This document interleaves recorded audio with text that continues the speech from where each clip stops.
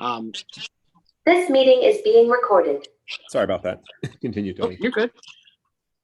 1 second here. It grew from just 4 raised beds back at the beginning of the pandemic to now, I think it's about tripled in size. And as well, so there's at least 12 or 15 beds, some fruit trees, shrubs, perennial crops, flowers, wildflowers in the front, as well an herb garden kind of in the middle of the yard that has been against or placed towards our compost area.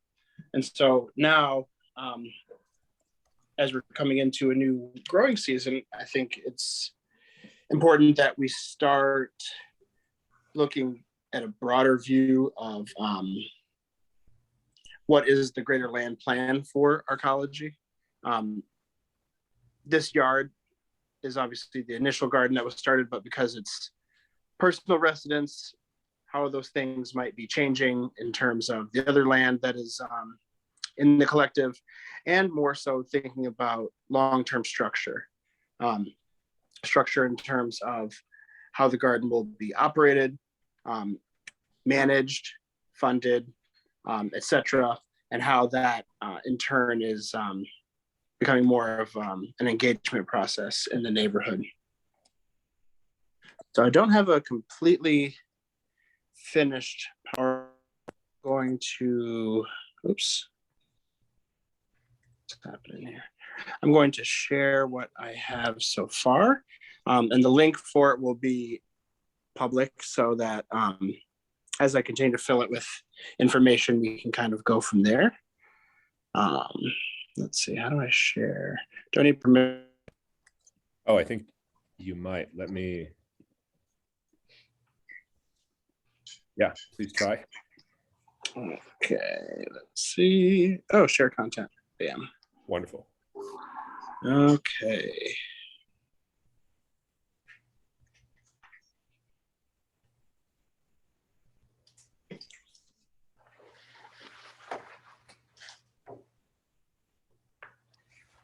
Oh, this is, wow. This is high tech.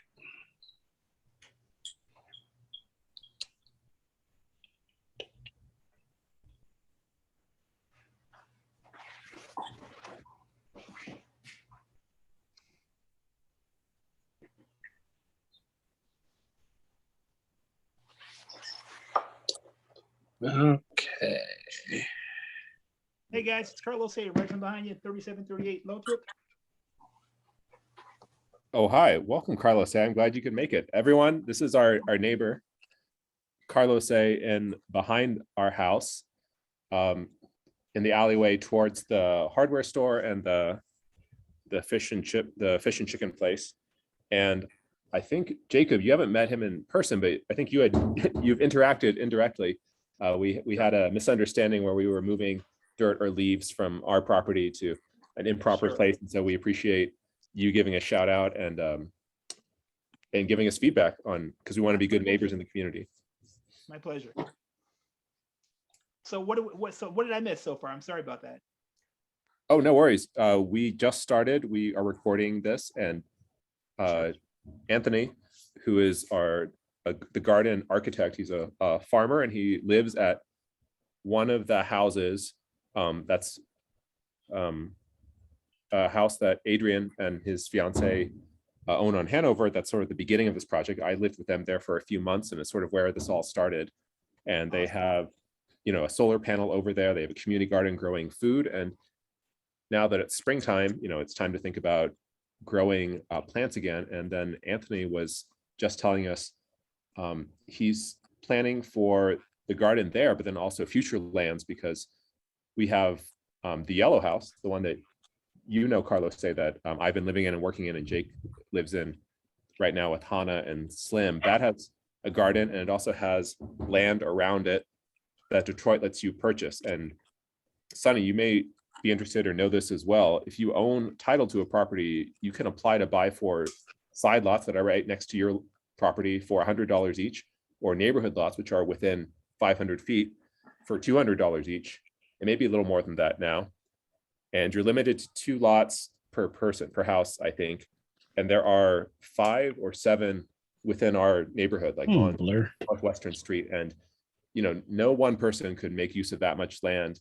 And I definitely would love to collaborate and hear people's ideas as a neighborhood. Is there a way we can collectively own them and perhaps turn them into a beautiful garden the way that Anthony has done at Hanover? So I'll pause there and let Anthony please continue with your presentation. Thank you. Hello, can everyone see my screen? Again, if this the letter A is on your screen, that's what I can see. Yep, we can see you, bud. Yep. Okay. Afternoon, everyone. Sorry for joining late. No worries, welcome. Afternoon. So like I said, this is just a bit of a bare bones presentation. There's not a whole lot in terms of content that needs to be gone over, but I wanted to speak a little bit more to what has happened and how we can start planning for a broader agricultural plan for the future. So I mentioned before the brief history of the garden. We started when I moved in summer of 19. The plans were put into place to start the garden right at the beginning of COVID, really.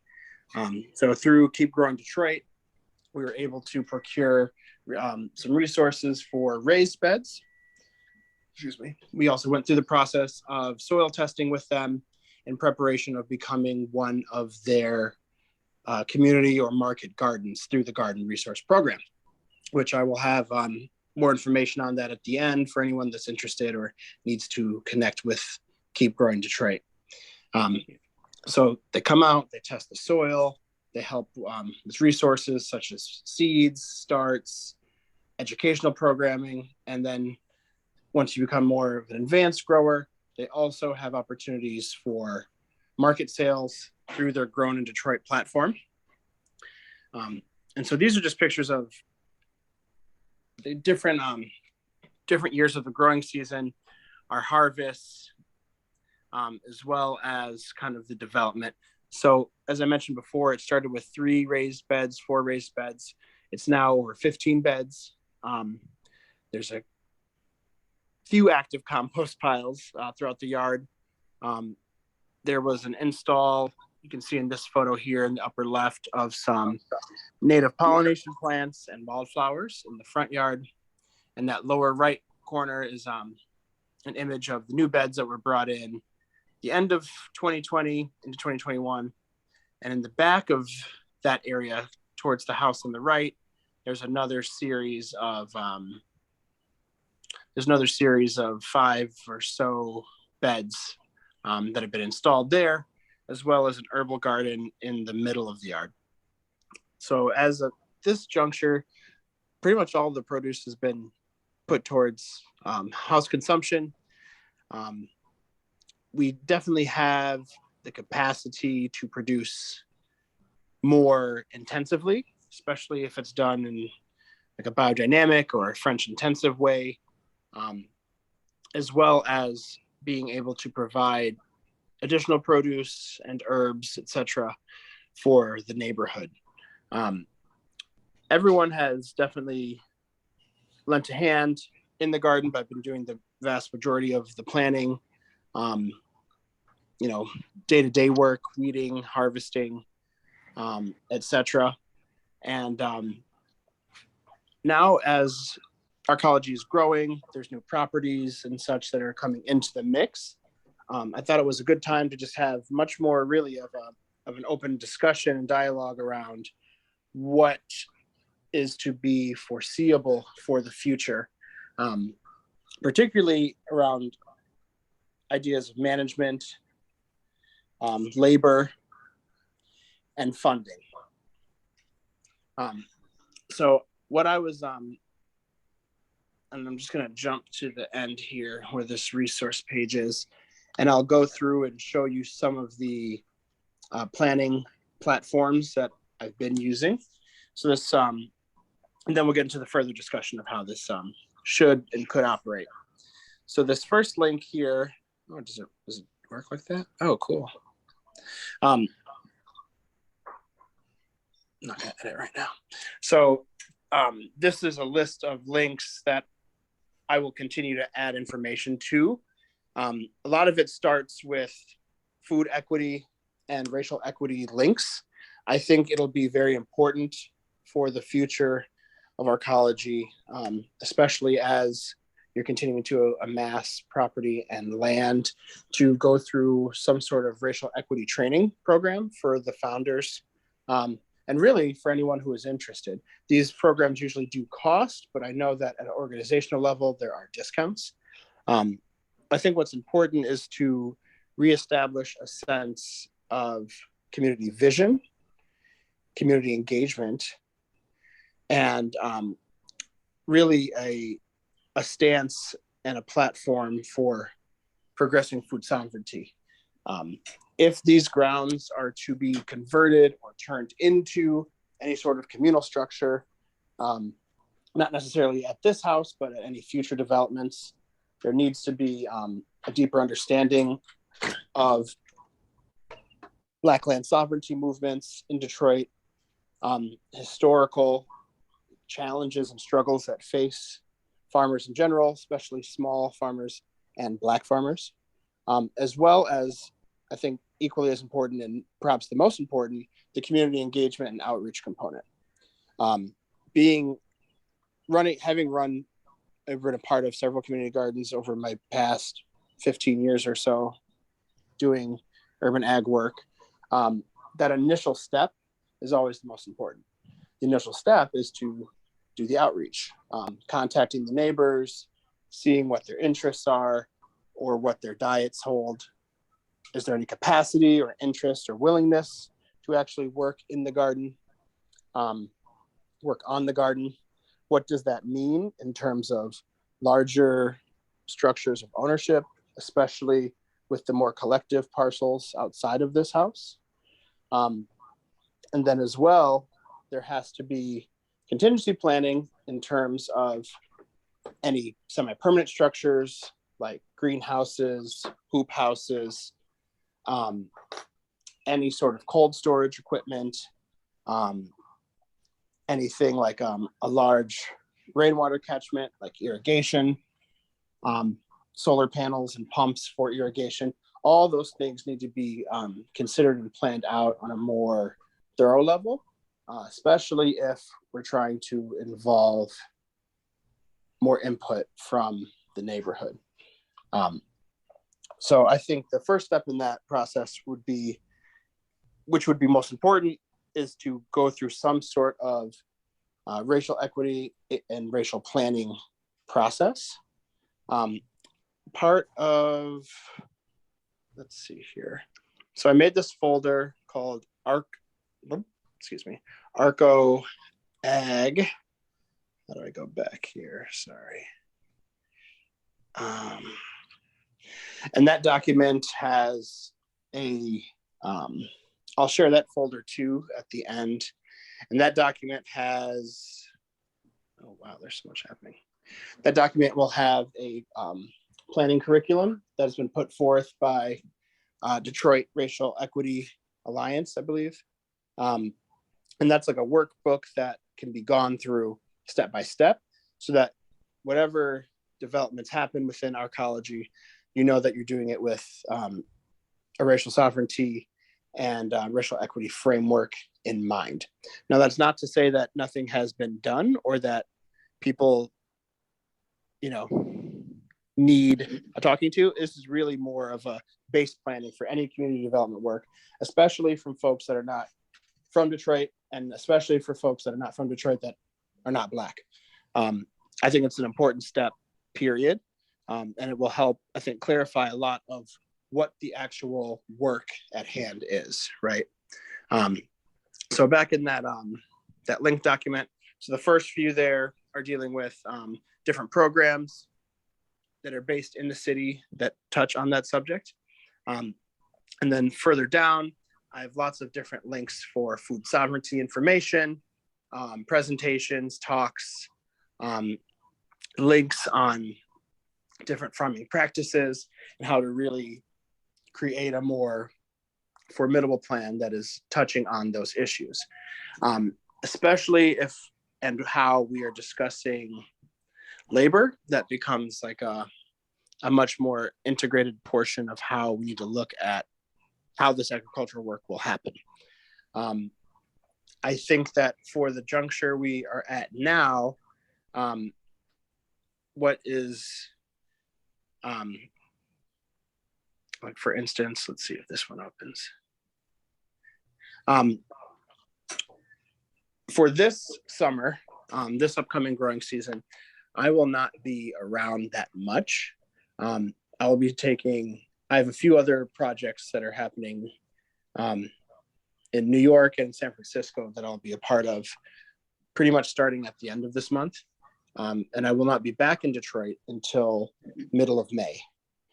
So what I really wanted to do is talk about how we want this work to move forward so that I can provide the resources that I can while I'm here to have this set up for success. So for instance, this is Soul Fire Farm based out of New York, and they have put together a whole plan here about how you create a food sovereignty plan, action steps from start to beginning, especially because the engagement process is meant for Detroiters and people that actually live here first and foremost, right? So I think that in terms of actual structure, if perhaps space in the house, in the current Hanover house or your house, Paul, or Damien's new development, if there is an understanding, I think that the person that comes in here there should be some sort of lead that is handling the agricultural work. I'm not saying that I can't be that lead, but I cannot be the lead on the physical labor this season. That I do know for sure. But in terms of setting up structures, finding a replacement perhaps, setting up plans for community engagement, the planting plan, etc. The spring cleanup while I'm here, I'm open to, and things of that sort. But the actual physical labor is not something I will be able to do like I did in the past. From that juncture, I think that if we can find somebody that acts as a lead or a liaison, that has, I think one probably should have, if they're going to be dedicated at least part-time, and gardening is not a part-time thing, it's an everyday thing, that person should be perhaps given a stipend on top of even further, or free rent perhaps, especially if they're maintaining multiple properties. This person or this group of people could also perhaps be counted on for general upkeep and maintenance, things like mowing the lawn, deadheading, pruning, watering, etc. And really, this could be done through just the number of people that exist in the properties already, but it would have to be a much more deliberate and intentional shared work concept where tasks can be doled out, people can work on things and actually accomplish the task at hand, which is to produce food for the homes and for the neighborhood. Now, I do think that it is possible to create a community garden structure this season, but there has to be contingencies, right? So if nobody wants to participate, what do you do? If you're not able to find someone who wants to take on this type of work more thoroughly, what happens to the space? That opens up that deeper conversation of the engagement between the personal homes and the land on them. I know that here at the Hanover House, this is, like I said, primarily residential and not part of the collective per se, but this is where food production has been happening.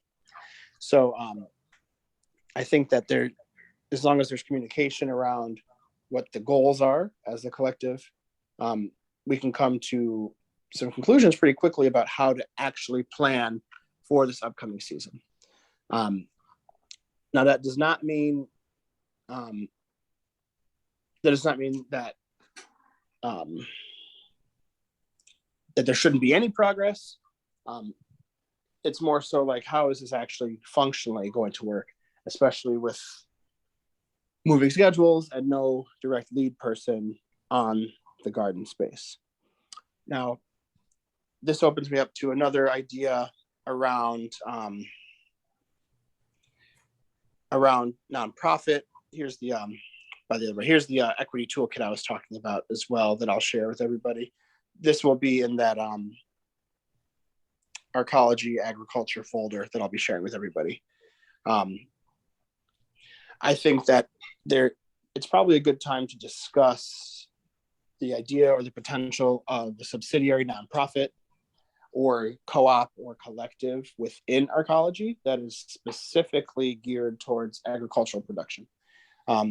This is, I think, the only way that you can equitably fund and provide wages for people to do this work in a way that is not taking away from the housing developments that are happening, but that also does instill those other principles of land ownership, shared work, cooperative economics, etc., in a way that is much easier to get people behind. Because regardless of the goodwill and the good nature of it all, working anyone's land, particularly, cishet, white, or non-Black, or non-people of color on that land is not really creating any pathways towards ownership, sovereignty, or just overall livelihood for those people. And so they either have to be inherently down with an intentional living plan that allows for those things to flourish without having to exchange finance and labor, or it has to be a separate structure, I believe. Now, if that structure is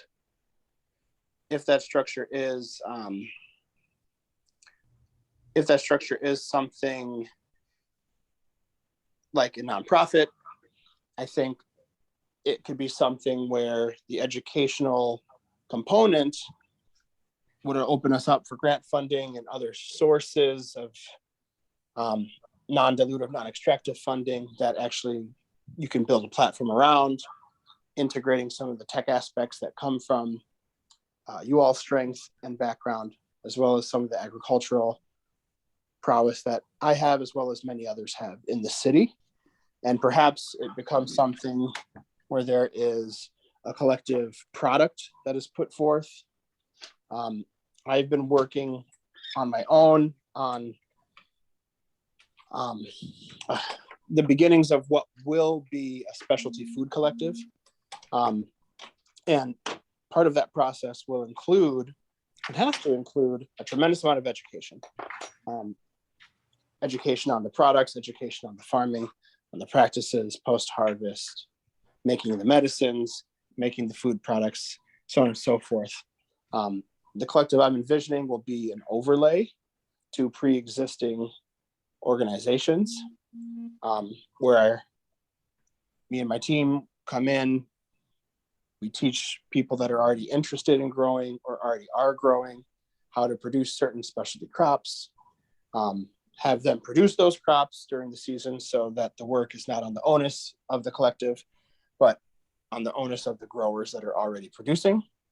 And then the community comes together to process, produce those end goods, as well as have wealth distribution and economic distribution of said products. That's an example of something that could work well as an overlay to what's happening in Arcology, without Arcology having to directly become a not-for-profit. Now, another option that is also just as viable would be doing any sort of community land trusts or land transition that allows for some of the commons that are procured in this buying and development process to automatically be turned back over for urban agriculture. And that might be something more formidable for, 2+ lots in a space, maybe even whole blocks in a space if that becomes part of the purview. Working with folks that Keep Growing Detroit or DBCFSN, Detroit Black Community Food Security Network, Oakland Avenue, Urban Farms, people that have the capacity and the manpower to kind of manage those assets is another way of looking at it. I think for the short term, it will either have to, in the short term, I foresee either working with everybody to try and find a replacement or a part-time gardener or somebody that is already skilled and is able to do some stipend supported work. Or perhaps it would be more of a remote training program based on training programs I've been through, where I can provide resources, information, knowledge, etc. Perhaps doing video calls if there's questions, or having like a weekly session with people that are interested in doing the work, etc. Or, like I said, the third option would be a much more intensive canvassing plan that should start now, to be honest, if we're trying to get that growing season up and going to production level. Now, that is all just assuming that production level should stay the same and should be as thorough and growing as it has been in the past few years. Now, if the ability to keep up with it is too strenuous and the help is not available, it's also very possible to revert that land back. At the very least, doing like wildflower production or something that's more hands-off. So the options are wide. I just wanted to look at this from the perspective of what this looks like without my direct input being so heavy, as well as how do we really structurally create something that has longevity and stability. And that last part surrounding the funding, I think that a portion of the funding should still be set aside from the DAO for, at the very least, the garden materials that still need to be purchased just for general upkeep, landscaping materials, compost, some basic tools, things like that. And any infrastructural things that are going to be added to the properties, like I was saying, the larger, fuller, like rain catchment systems, etc. A portion of the funds should be kept for that, and perhaps another portion should be set aside for that stipend I was talking about. And I think once we decide where we want to play, where we want to engage, it'll be a lot easier to start kind of parsing out what that might look like, how we find other sources of funding, or how to perhaps, one idea I was thinking is how to bring a proposal to the Ethereum board or whatever it's called as like a new project within Detroit Arcology to actually support the work, support the grower or network of growers that we're trying to deal with, support the infrastructure, etc. Or having to form a subsidiary nonprofit or something where we can actually start receiving grants and philanthropic funds. But that was the big gist. I have in this document here, like I was talking, these are like the old planting plans that have not been updated yet. But it's very easy to track the actual production of things in terms of like where things are, what's necessary for them, the projected yield, all of that. But the main thing still remains that, who's doing the work, how is it being funded, and what's the actual goal. If things are just going to community distribution, that's one thing. If we're trying to set up a cooperative that sells at market, that's a very different thing. And they take time, but it's more about trying to figure out where we want to all come together and figure that way forward. My last bit, I would think, I am open, like I was saying before, to helping create this new plan, spring cleanup, and helping, create that transition plan.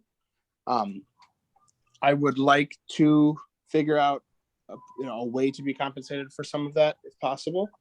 But obviously the heavier lifting from pretty much May through the summer, through October, we'll have to figure out how to actually get that taken care of.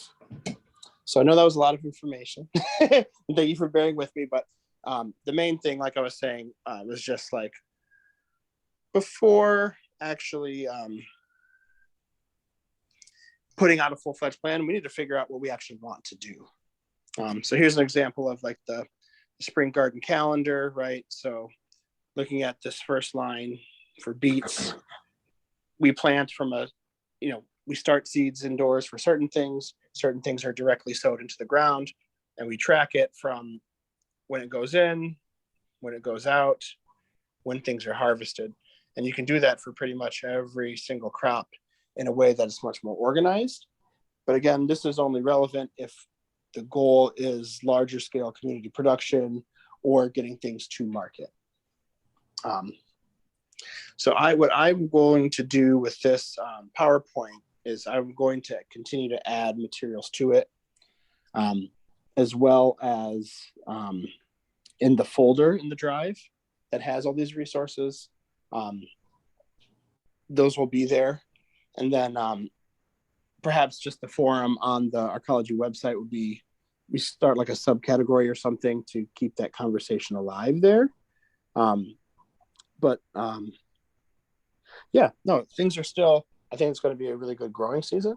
I think we just have to really decide what scope and scale do we want this to be, and what does further development look like outside of the Hanover house. So if there are any questions, let's see. Please feel free. I think I stopped sharing it. Okay, screen's off. So if there's any questions or thoughts or ideas, I'm going to start taking notes on this so that I can figure out, excuse me, where to continue this planning portion. Anyone? First of all, First of all, thanks for the presentation. Thanks a lot, Paul. Thanks a lot for the presentation, guys. Thanks for having me on the call with you. First of all, I want to kind of get your impressions of the land clearing initiative that just took place in the alleys between 37 and 38 over here, northwestern and Lothrop Avenue, and to get an idea with how you felt about what happened over there with all the land clearing. What are your thoughts on that, Paul?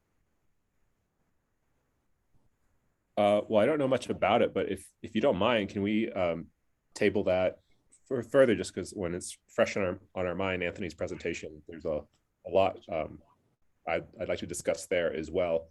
And that's, so if that's okay with you, I'll definitely add it to our agenda, and you can tell us more about it. I think you can teach us, because I actually don't know a lot about that land clearing that happened. Great, we can do that. That's fine. Thanks for the update there. Yeah. Oh, I got a question if you guys don't mind. Please. First of all, I want to say thanks, Anthony, for the fantastic presentation. See, you put a lot of effort and thought into that, so thanks for sharing. So I currently live at the Hanover house. I know last year I wasn't around when the garden. I was there initially when the garden was put in, but I was in New York for most of the time when most of the growing was happening. I don't know what the future holds, or how you guys are gonna handle this in the future. First of all, I have a brown thumb or a yellow thumb, or whatever thumb is not good for growing. So I have whatever that thumb is, that's me. But I would definitely love to learn and volunteer my time when I do have the bandwidth for it. Currently right now is just super packed. It's just tough for me to kind of find the time to do that. But maybe in the next couple of months, I definitely want to be able to pitch in and help where I can, because I just feel like being able to put something in the ground and grow is a fantastic skill to learn. And I've always wanted to do it. I mean, I literally have a plant in my room and I'm looking at just dying every day, but we'll try to get that together. But yeah, I just wanted to say thanks, Tony. I know you're going to be heading out doing some other projects. So when I do have the bandwidth, I'd love to be able to pick up any slack when I do have time in the next couple months. So I just wanted to put that out there. Thanks. Thank you, Kareem. Thank you. I don't know if that requires a comment directly, but I mean, that's the most basic method, right? The most basic plan is just all coming together, but it's just about, just like with everything else in the house, is how we share that responsibility, really. So open to all ideas. Really just want to make sure that this keeps going, because I think it's a wonderful thing.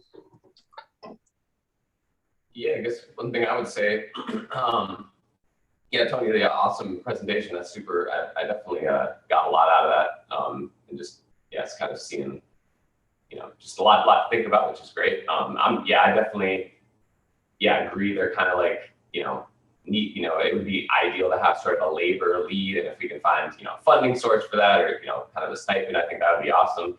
I definitely, want to, put in volunteer time as, as my time allows, and like go do work days and, stuff like that, and just kind of see, more food coming from the garden for people living in the house, people living in the neighborhood that might be interested. That's all stuff that I think would be awesome, and whatever scale, we can realistically do,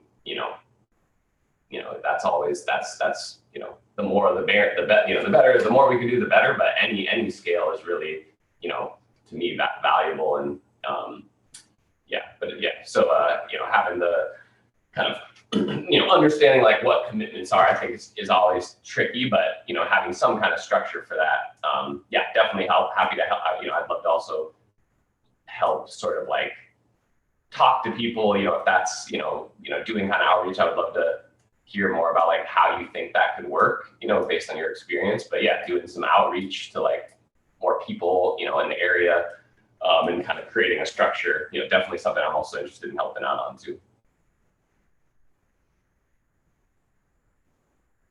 Thanks, Adrian. That the outreach is definitely needed and appreciated too.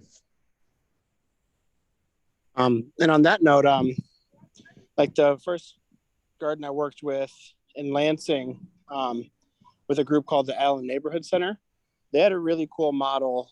Obviously, that's so the Neighborhood Center is a community development group, so they were getting funding already to support these programs. But what was cool is that with the programs that we're dealing with, like garden training, education, or their CSA program, they did everything based on a radius towards the nonprofit. So if you lived in the neighborhood, a lot of the programming was free. If you lived in Lansing, but not in the zip code, you had one rate, etc. The further out you go, you pay more. And then with the CSA, you had to kind of go through the training, regardless, unless you paid an additional amount to not volunteer, you had to volunteer, even though you were still paying. And that really helped to keep people engaged and have the workload lowered. With the community gardens I've worked with in Detroit, what we still had a main go-to that was taking care of the day-to-day, and we had nights. I think it was like Monday and Wednesday evenings.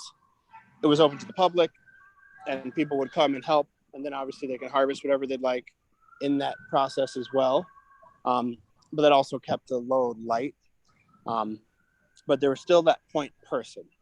I think that in terms of like the canvassing, even within like a 3-block radius of here and getting into LaSalle Gardens, it would not be hard to find the number of people to want to contribute.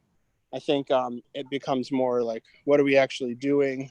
How does that fit in with the greater vision model? And that's kind of the basis there. But any structural way we want to move forward, we can. That's absolutely for sure.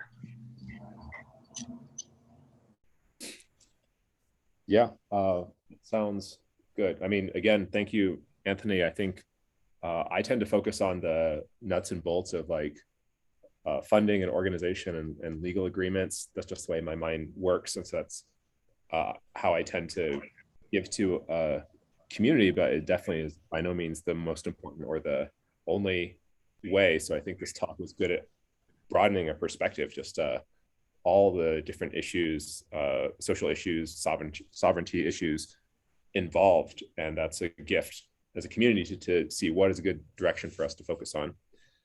I'm personally more and more in favor of a nonprofit and this work, not just the food production, although mainly it, but the thinking that is leading to it in terms of involving people, engaging them, and collective ownership, collective decision-making should be the majority of what we do. So anytime that I heard you say that this could be a subsidiary of the main Arcology effort, or this could be, a line item or a section of the forum, no, I think this is it. This is like the main work that I would love to be involved in and doing personally. I mean, this is just me as an individual member and citizen. And I think of us as a duocracy. So I think, we're all free to spend our time the way we wish. And so I'm very grateful that you've all chosen to spend time presenting and also listening as well. So I'd like to do anything I can to help with collective ownership, with cooperative decision-making, and as a place to start. I mean, it sounds like we have a job description for a full-time employee already to lead this garden program.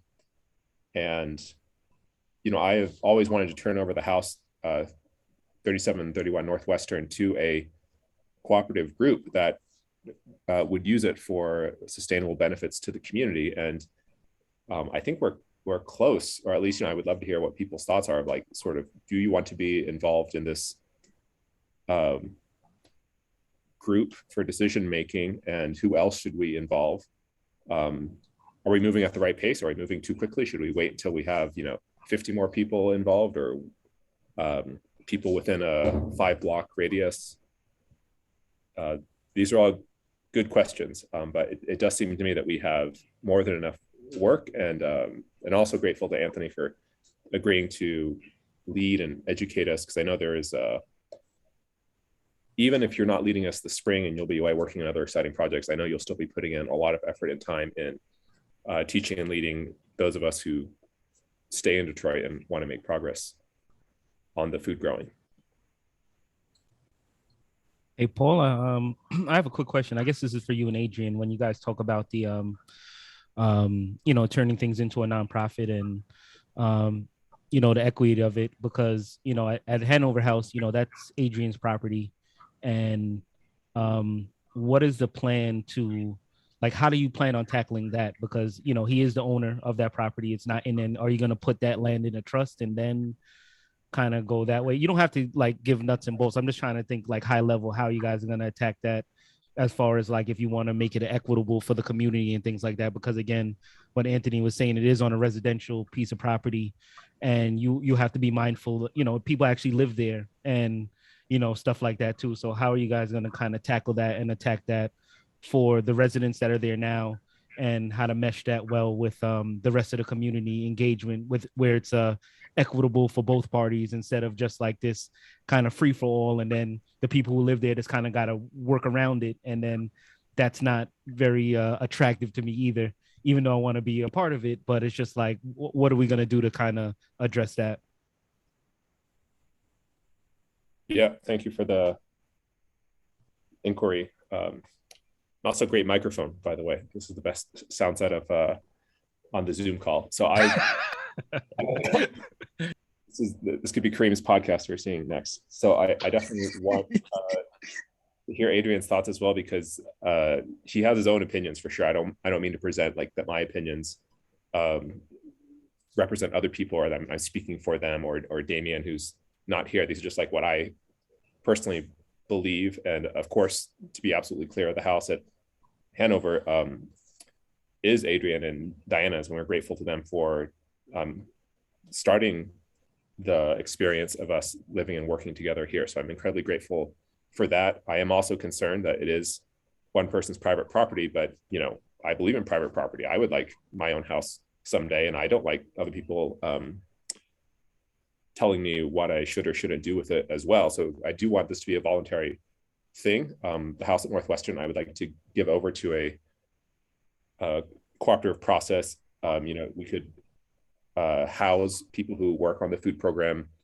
in it for free. We could rent it, we could sell it and use the proceeds for the food program or future houses as well. Those are just some suggestions. But yeah, with sensitivity, and I definitely want Adrian to take the lead on responding to the rest of it, because it is his property.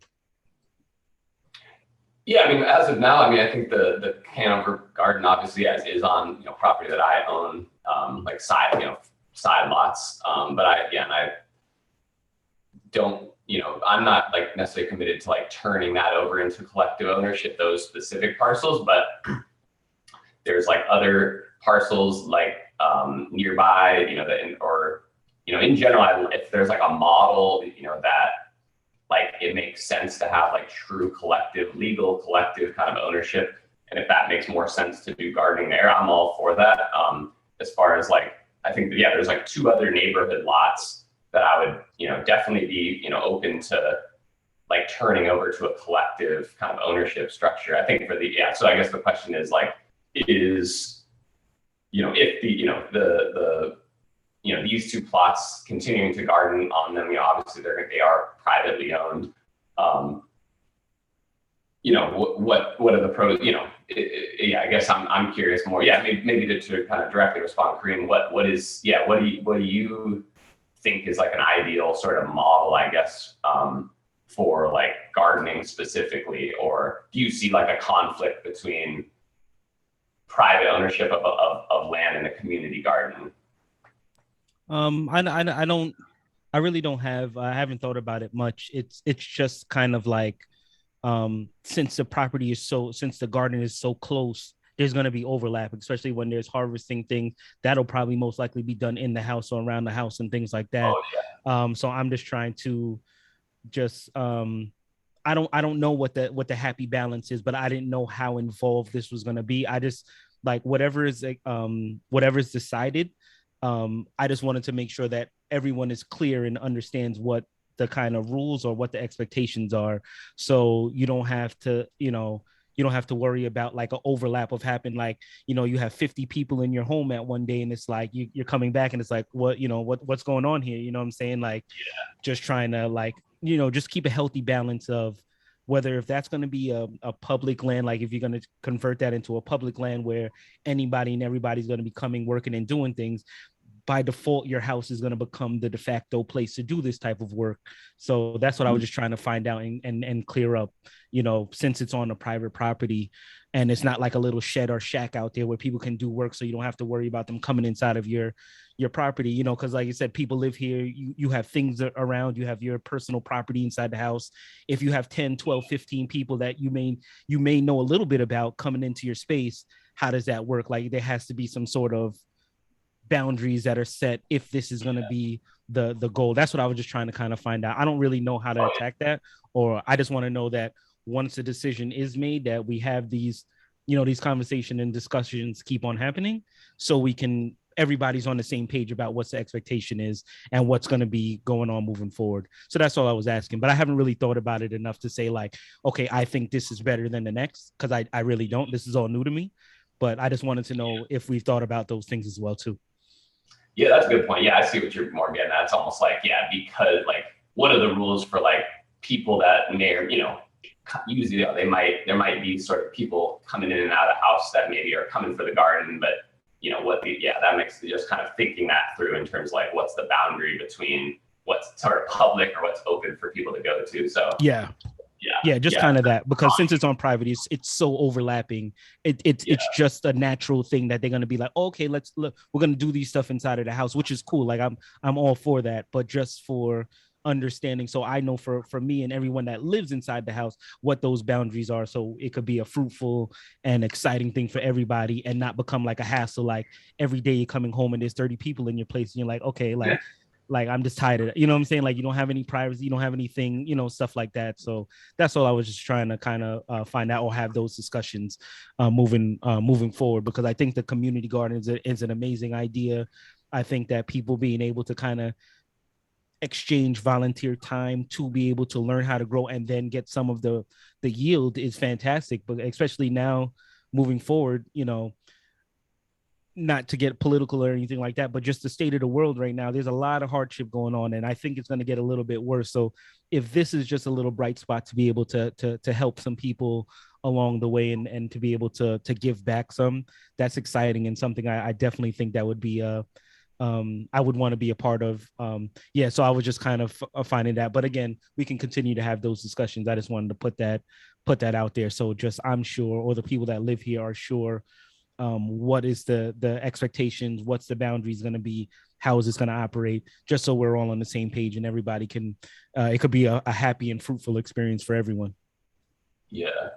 One thing it comes to mind saying that is kind of like having like almost like having a lot of like public facing information. Like, I like the idea of having like a page on the website or something, just something where there's kind of like everyone's, in a way that, people are sort of like based on conversations that happen and for everyone who's interested and being involved in the gardening effort, having sort of like almost like norms, or things kind of written out in a way that's kind of like there for everyone to see and give feedback on. Maybe that could be one kind of aspect of things. But yeah, just an idea thrown out there.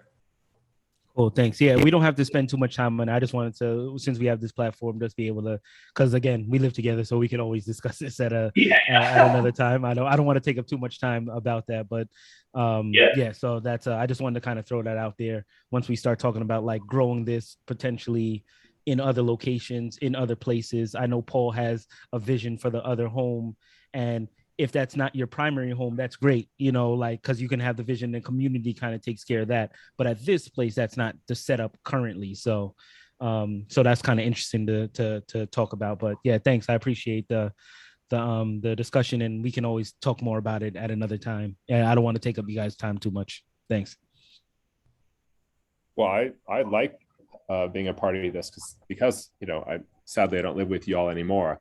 We can't have this conversation when we're going to and from the bathroom anymore. So this is like my only peek into what y'all are thinking. And so I appreciate, sort of the open, transparent discussion. And I also have another question for you too, as well, Paul. Like the funding, are like people like how is the DAO funded now? Like how are we going to pay for those things? Is it one of those where like we all going to put in like seed money? Like, if I or Tony and I know you've already put money up. I know Adrian has put money up and things like that. Like if we wanted to throw some seed money into the DAO, like how does that work to be able to do? And then how does the equity, I mean, I know this may not be the day to talk about this. Maybe me and you could talk about it more at another time, but I'm kind of interested how that whole part works as well too, as far as like living here, want to invest in the DAO, and how does that kind of look to be able to foster these type of projects? And like, how does that work? Like, how does the money kind of aspect work in that? Yeah, these are all great questions. And again, I hope this is just the beginning of the conversation. I posted a link to the next meeting, which is a month from now, which is going to be online and nuts and bolts to talk about things like this. So we'll have lots of time to collect questions. And please do reach out later. Before then, I'm happy to talk more about it. We are still designing. I think it's called. Someone described it as like building the car engine as you're driving it or something. So that sounds disastrous. but it's being done, right? Like it's I mean, we're doing it. It may be a bumpy ride. That's what I think it's what we're doing. And so I don't know. I can say what it is now, but it was 2-3 years ago. maybe even more. In 2019, I came and gave a talk, and we received some funding from a company called Dowstack, which Oh, that's no right. I longer- remember that. I remember that. they're Okay, no yes. longer very active. Yeah, they kind of had their own implosion due to like a bad culture and some censorship.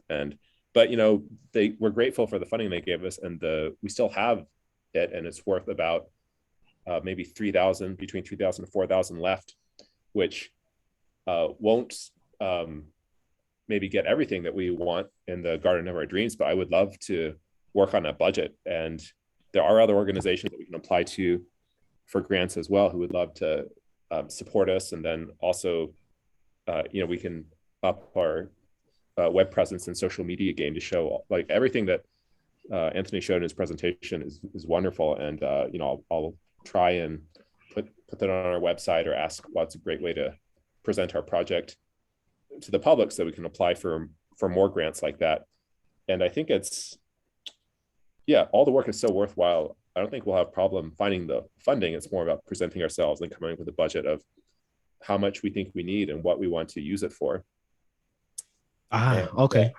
So I think that's the general approach. And then other more specific things about the Dowstack DAO, I think the most immediate thing we can do is to sort of put together a proposal together, and then it only takes a majority of us. So any three of Adrian, me, Kareem, Anthony, Diana, Robbie, who I think is no longer in many of our lives, but those are the 6 people who have a vote.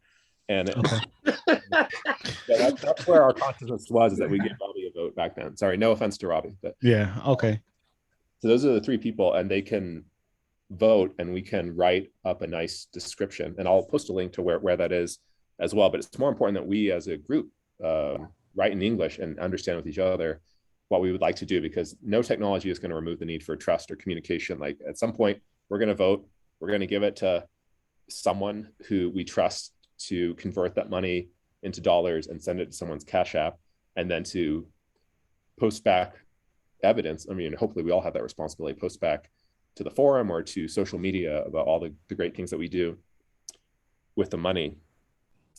And so that's a general process there. Like we work on it, and I think I'm putting the forum forward as a place to discuss it where we can all read. But if people prefer Google Groups or email or a Facebook page or I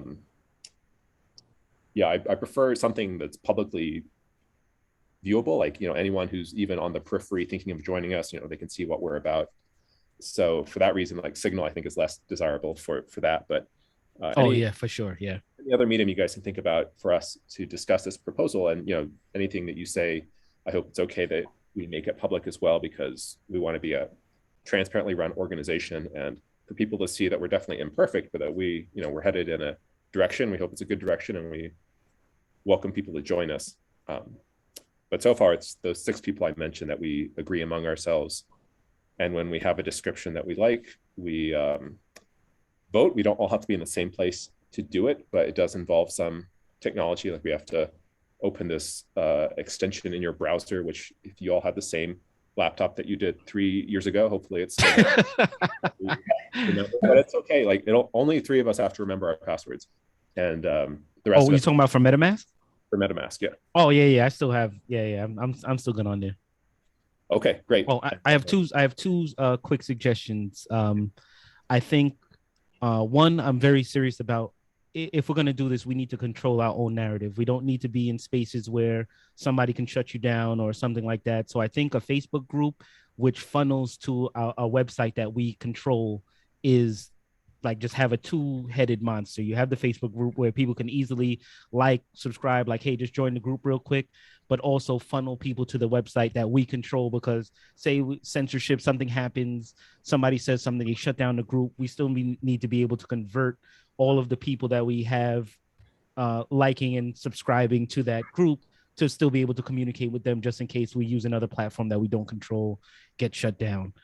So I think a Facebook group is good for that, because I think this is a great use of the Facebook group, but also having a website that we can direct people to from the group where we're collecting email addresses, things like that, so we can have that conversation and that discussion just in case something happens. Facebook is not a viable option. We still have everything on our website, and then we can choose whatever platform we want to choose in the future, whether we want to go, Web3 blockchain, do something. But as long as we control the narrative without in something that we control, I think that's important.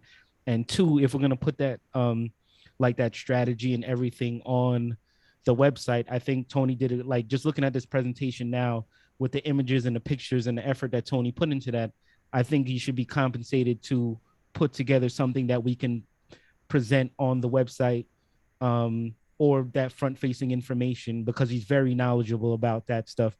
It would take me years to ramp up to that to that level of thoroughness that he had, because he had so much information. There's so much there, and we don't want to lose him as an asset in this process.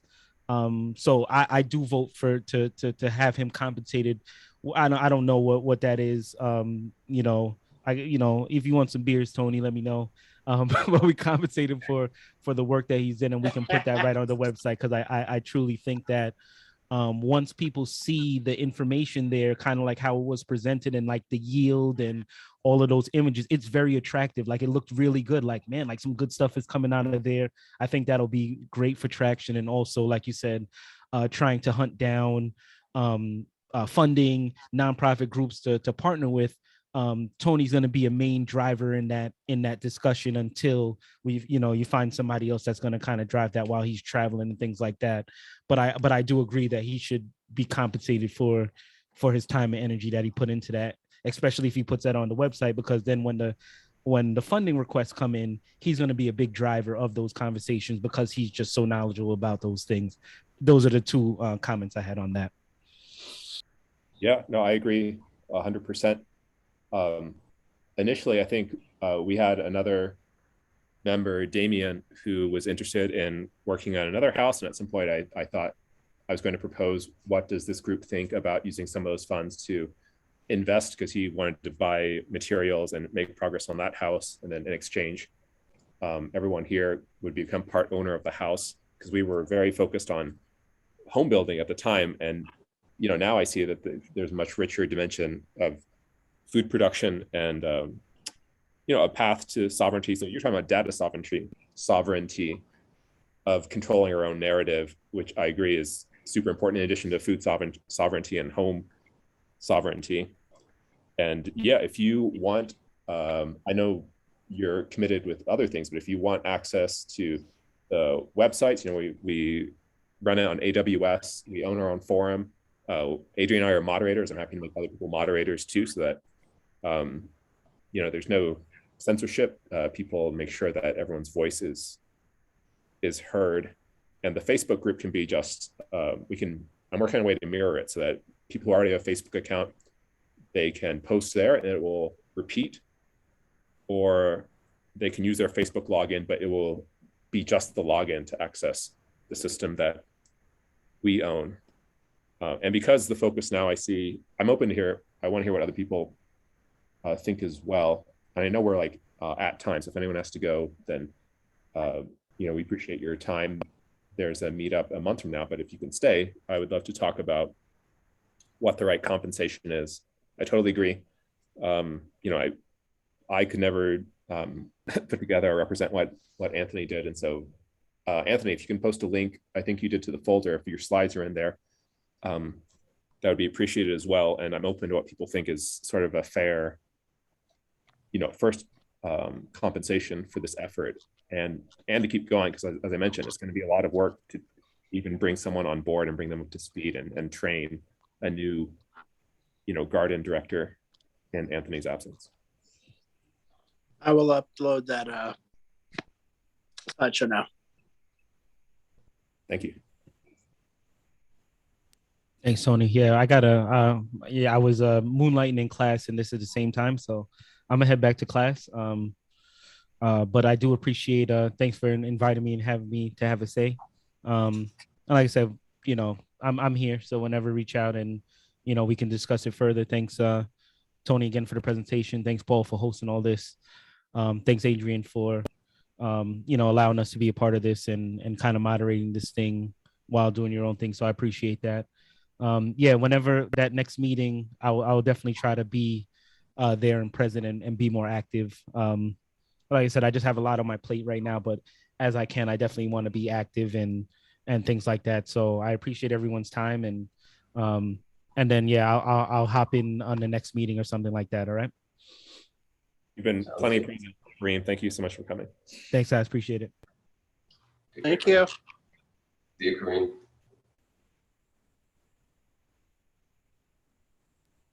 Oh, I can't.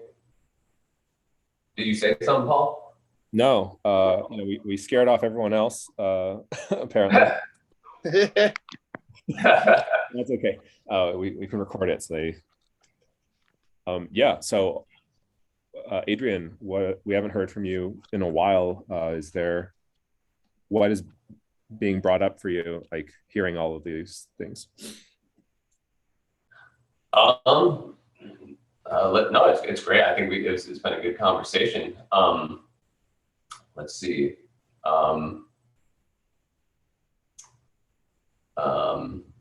Yeah, I mean, obviously, I was kind of sensing, Tony, that you might, be obvious, or not sensing, you were saying you're going to be gone, more often, you're going to be, not as present, obviously, or, for part of the garden stuff. But yeah, I really think it's important. Yeah, having sort of like a way, sort of a model to compensate, a structure that works. I definitely do like, in terms of structure, like it feels like a nonprofit type structure, like kind of aligns with things well. I guess for me, just in terms of the garden side of things, like I like that idea. So yeah, I guess I'm curious. Yeah, Tony, I definitely like support the idea that you sort of can, not necessarily being like the manager lead, because, but in terms of like kind of leading this, I feel like you're obviously, most, experienced in the group with gardening, building these models. Like I definitely would love to see, you continue to kind of lead from that side of things. And then, also having kind of mechanisms in place to kind of compensate people that are taking these kind of lead roles in things. And yeah, starting with the DAO structure seems cool. So yeah, I definitely would also vote, sort of to compensate, for sort of your efforts to put together this kind of planning and, kind of initial presence on the website and future developments as well. Thank you both. And I'm open and flexible, right? Like even if I am somewhere else, like a lot of this, I mean, we've all worked the garden, so we know the basics. I think at this point, like what Kareem and Paul were echoing too, was just broadening our vision in terms of what happens here and what happens for those future spaces. If we can, the steps to transitioning, building capacity, etc., are not going to be difficult. They will take time, but they're not necessarily like difficult.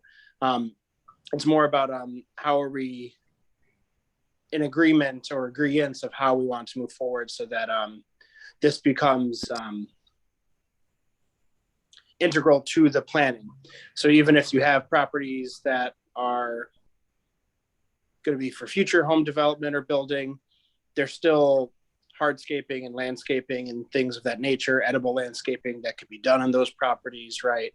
How we engage people, and just the flow of the resources is all part of that. So I think well, maybe what we'll do is it's not like a committee or anything, but like, we can have working sessions or maybe some sort of steering committee or something that is on this, that definitely can be opened up to other agricultural leaders, like Keep Growing, et cetera, et cetera, et cetera. So that, because there's a lot of this stuff is overlapping in the sense that, like, I got my degree, but of course I went through a lot of their training programs. So a lot of the material I have is theirs, right? I've taught some of their programs, et cetera, so on and so forth.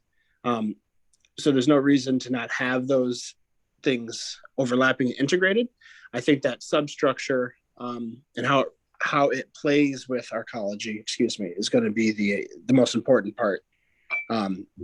But absolutely getting like the basic material up, photos, resource links onto the website, all that. I don't know how to do that, but I can give you the information to do that really easily. I'll help do that. That's a replaceable part. The irreplaceable part is the coming up with them in the first place. So yeah, we'll make it happen.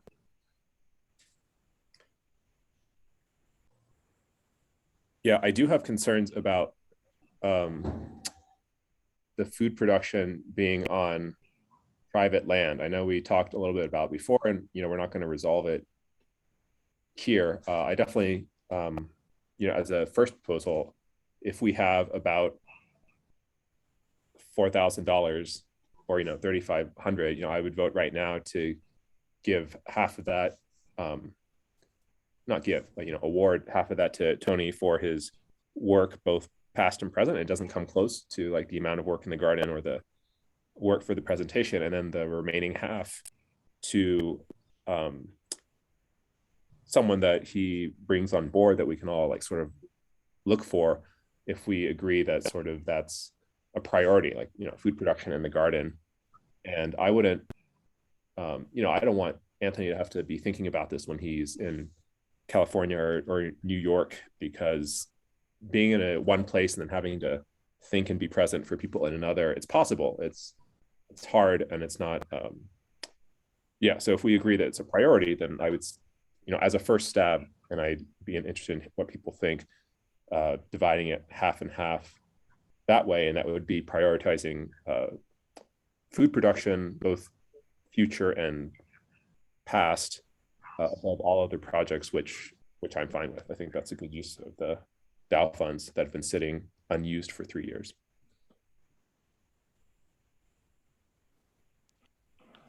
One note there too to add. I will, in the next couple of days, I'll try and get my initial supplies list together, so that we can put that into the conversation too, like the tools and stuff I was talking about, just so that that's in there to consider in that process of how those funds are doled out. The second part is I am also equally just as open to that other half or whatever portion we were talking about going towards the investment in Damien's spot. I know we didn't talk about that much, but I have no qualms there either. And I know that that's, I know there's other ways to build that fund and reinvest, but I don't want to deter from those other plans you already had as well.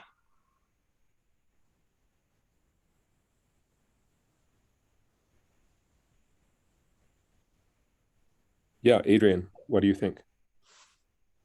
Yeah, I mean, I guess as far as I'm kind of, I guess it's interesting to think, I guess from the thing that comes to mind is just like, obviously there's a lot of potential things to put, money into, but I'm very much, in favor of like, just, we ought to, voting on it. And, as far as like with going into Damien's, I guess one question I would have is just like so is this a vote amongst who is potentially voting on the use of funds, I guess, at this point?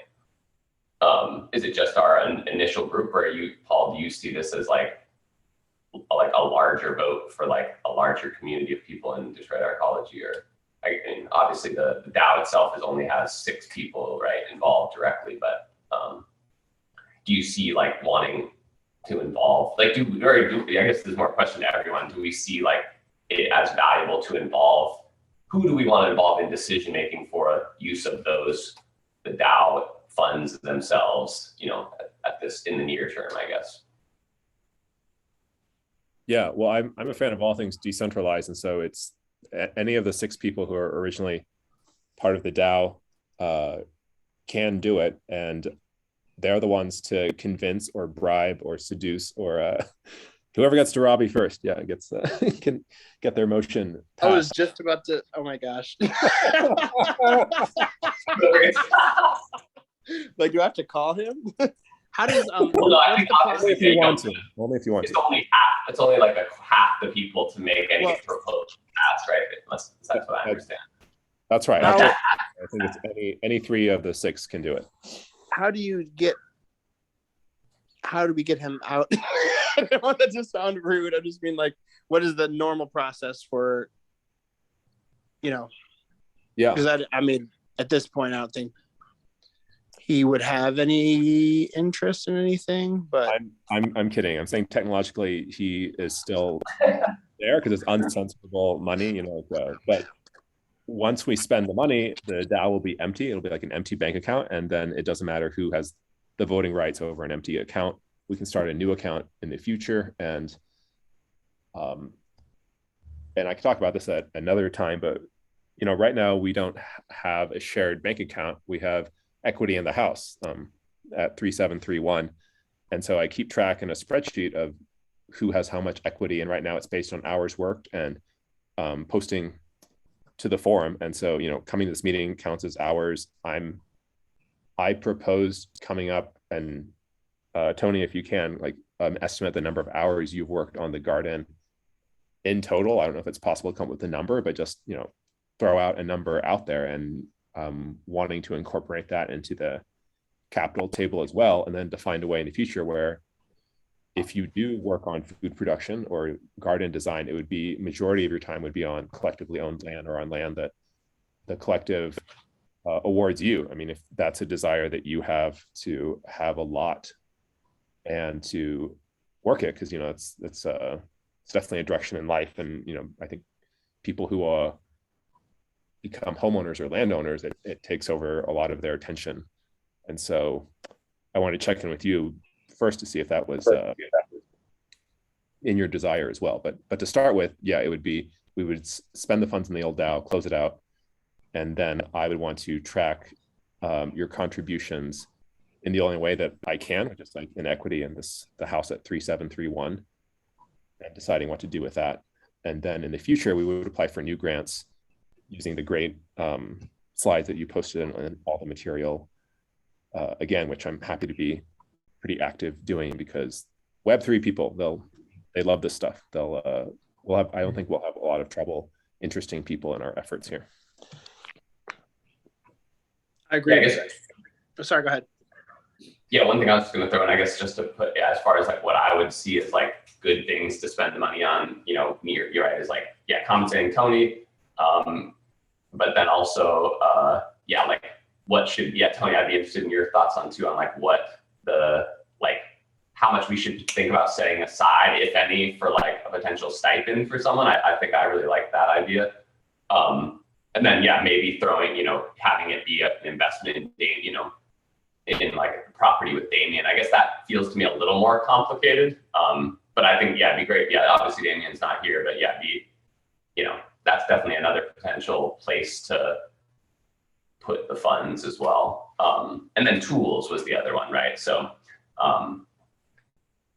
so I guess, but I think, I don't know, Tony, did you ever get your question answered? The only thing to chime in, I would say, about how does it actually work? It's basically the vote kind of determines if someone puts up a proposal and says, I want to transfer X amount of, equivalent of dollar amount, X amount of dollar equivalent of, the currency out of, into somebody's wallet, which then once they have it in that wallet, they can use an exchange to turn it into actual dollars, and, by basically transferring it into a bank, of US dollars and putting it into a bank account, that's essentially what I understand is the process would look like. Yeah, that's right. And in the future, so one of our computers would have would be the proposal would be to transfer the funds into one person's wallet that they have access to, that they could then convert it over to US dollars to actually buy things or pay people in US dollars. Yeah. What if I want rupees? You might have to pay exchange. What if I want to be a peso millionaire? I said, what if I want to be a peso millionaire? I was bad joke.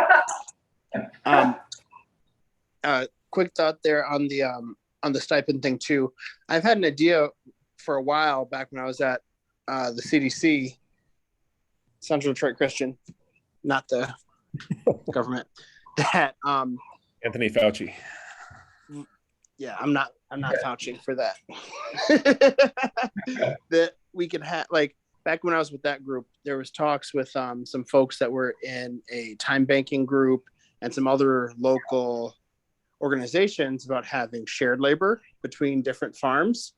I mean, that was years ago, but a similar idea could still be very functional, especially if housing is provided that can be, at least housing provided for the growing season. Outside of the growing season, obviously not as important until, January, February, when you're starting to, get the plan started, starting seeds, all that stuff, reordering materials.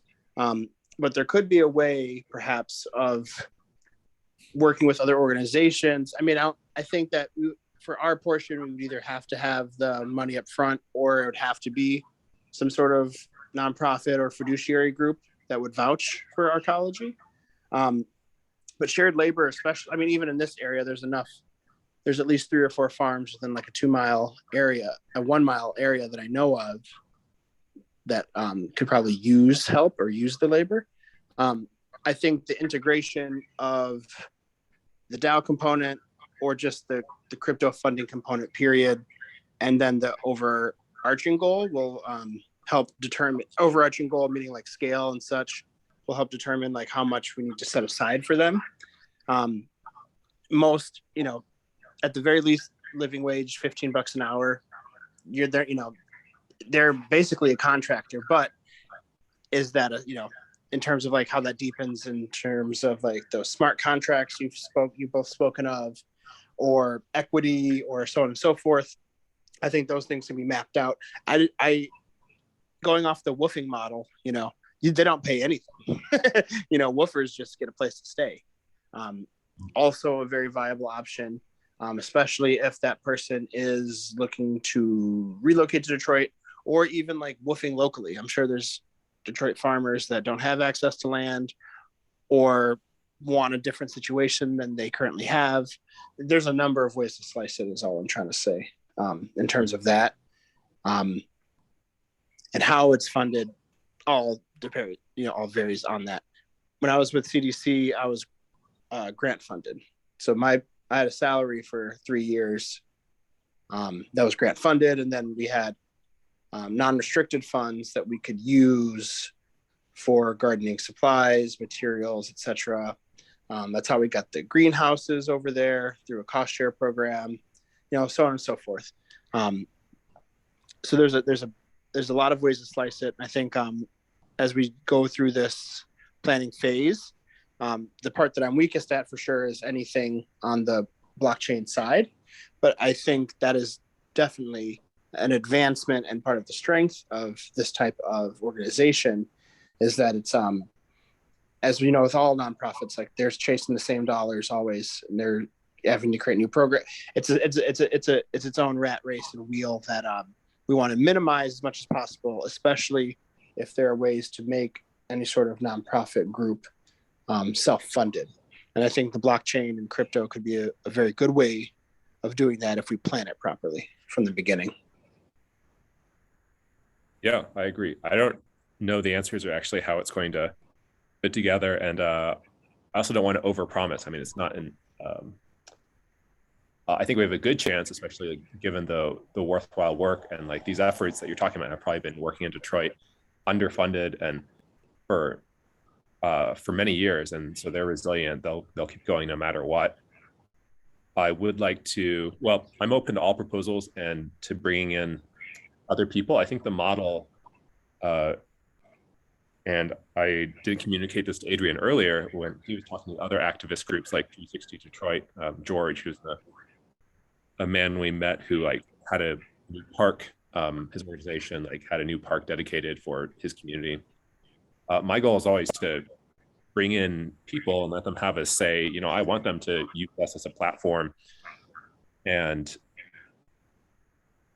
we can apply for funding and then sort of have a ready list, like a backlog of worthwhile projects around Detroit, and people who are willing to govern the fund. So it is work, people have to show up to meetings, and you don't have to use the blockchain to vote. I mean, I think it can be intimidating at first. It's nice that it's uncensorable and you can tell people about these nice properties, but I'm also okay at the beginning to just have paper votes. We meet in person, someone takes notes about what happens at meetings, we record it like this, and then again, it comes down to trust. Like someone acts on behalf of the community or the DAO or the bank account, wherever the funds are stored, and then this person could run away to the Cayman Islands or something. That's always going to be the case.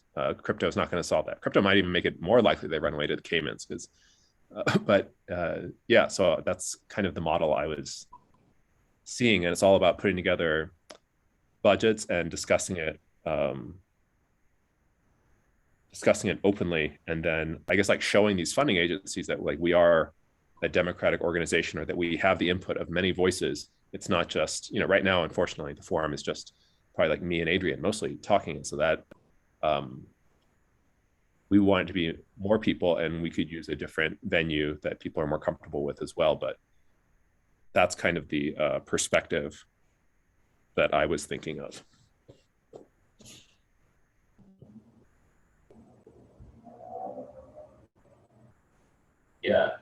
Yeah, Tony, how do you feel about the forum being an area for like a place for communication around this? I think that's great. I went once I added my information and joined. I started reading through. I had no idea how thorough y'all have been. It's really impressive. Every meeting, every minute. So I just need to be trying to use it. How to upload things, all of that. And then once we feel comfortable, I'd be happy to bring it to, like Kareem said, I think the Facebook thing is great because that's where a lot of the farmers are not as tech savvy at all, and they mostly communicate through Facebook. There's an urban farmers group that's, I think, close to 3,000 people. And so that's a very easy way to disseminate information and so on and so forth once we have more of a structure in place, or even if we want to have more open dialogue with people, growers in the community. I will forewarn, it tends to be a hardened group, hardened in terms of attitudes and such. But if this is like what Kareem was saying, if we get ahead of the narrative and really try to make it, as it already is, open, democratic, and participatory, we won't have any issues. And I think folks like the Detroit Wealth Fund and other organizations that are working on like collective transfer and ownership models will be definitely folks we have to lean on in that process. But I'm totally open to using the forum for communicating once I know how to use it. But I got through it and stuff. I just meant like how you actually post, how do you organize the information? Yeah, that's a good point. Yeah, I'm happy to show what I know, and I'm also in favor of having like I really like Kareem's idea of having like a Facebook, but not having that. Kind of having that be like a way people can engage, but still maintaining, a non, corporate controlled, place that's kind of linked to the Facebook. I think that's a really good model for things. I like that suggestion a lot. I have a quick question. Is the DAO stack separate from that Ethereum funding group you're talking about? Is that, or are those the same thing? Are those different things? Like when Adrian, remember you telling me about how you bring proposals up to the group and then they fund, people vote on it, so on and so forth. Is that the thing that is dissolved? I mean, it's still going on, but it's inactive, and there are many different DAOs. Like you may hear the term a lot, like almost as much as NFTs. It is getting kind of hypey, but it's still a good core idea. And there are many DAOs that we would apply to. DAOstack was just one of them, and we spun up. Ethereum is sort of like the underlying platform that all these DAOs run on mostly. And so there are many more DAOs now than there were 3 years ago. And they each have their own membership and their own missions, and a person can be a member of multiple of them. And so I have a few in mind that we would go to, and we would present our proposal and ask for feedback, and ask for, some of them have grants, and we ourselves would be our own DAO as well. So DAOs can fund other DAOs, and sort of that's the general structure of it. And they would discuss and vote, and then fund us, and then we would now have the grant in our DAO, our treasury, our bank account, and then we would vote ourselves on how to divide it up among each of us. So it's kind of like finer grained spending. We would ask for a larger amount, and then we would give like a detailed budget, and then once it's in our DAO, we would have the discussion, and our own memberships would be responsible for spending it, for smaller line items, or to make sure it gets used well.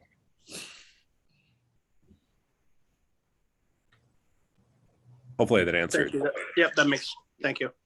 Cool. Yeah, well, it sounds like the Facebook group is a priority, and I'm happy to focus on that, because I know, at least for the Detroit Land Bank contractors and owners, they have their own group, and they're very active. Damien's very active. Like, he posts pictures, every couple of days about the log cabin house there, and other people are posting their own photos.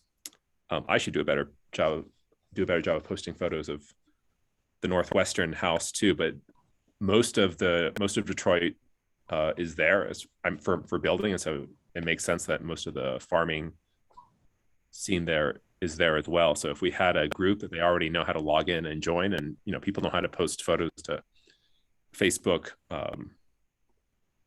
that might be the easiest way to let people participate and join the cooperative right now.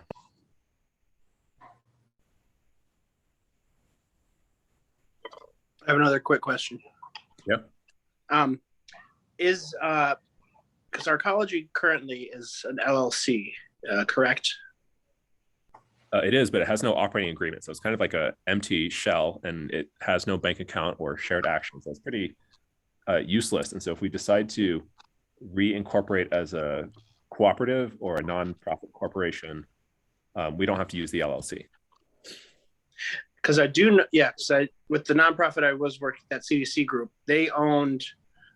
I think they just owned all of the for-profit businesses under their nonprofit umbrella, so that they could fund or partially fund those businesses through philanthropic funding from the nonprofit. I was just checking because I wasn't sure. I didn't read the forum post about the wealth fund and how that co-op transition process was going. Yeah, I don't think we've talked about co-op transition. We've also been pretty cloudy about, should we be a co-op or a collective, or what's the difference, or a nonprofit or a money-making LLC, and that's still up for discussion for sure.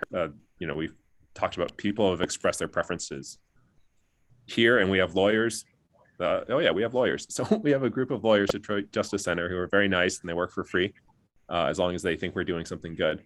And when we have an agreement, like we want to be a co-op, we want to be a nonprofit or something, we would come to them and ask them to draft it. Like, we would give them something in plain English, and they would help draft something that's would hold up legally, and then they would also be responsible for representing all of us. Like, I think right now the main points of contact with them are Adrian, me, and Damien, but I feel like that's from a very home building, construction heavy group, and definitely I would like Arcology to be representative of a much bigger array of interests, like food growing, and so I would ask Damien and Adrian to sort of, and myself, to figure out, like, what is a good, should we swap out points of contact? Like, it would be great if you're interested, Anthony, maybe you could take one of the seats and talk to lawyers if you're interested in that, or if you know of a farm contact or someone who worked for CDC or someone else who wants to have that role, like liaising with our lawyers. And I think that would be a good step. Oh yeah, I used to back when I had a business, I would talk to lawyers too. We haven't talked to them in months. I think they're waiting to hear back. And I do know some food specific, urban ag specific lawyers too. That could be helpful probably. Some that just popped up in my head was another meeting at another time, maybe doing like that 40,000 foot view of Arcology in terms of the commons, the upcoming plans for property acquisition, land acquisition, just like Detroit Future City does. What parcels might we want to use for food production? What parcels are strictly going to be rehab or residential, so on and so forth.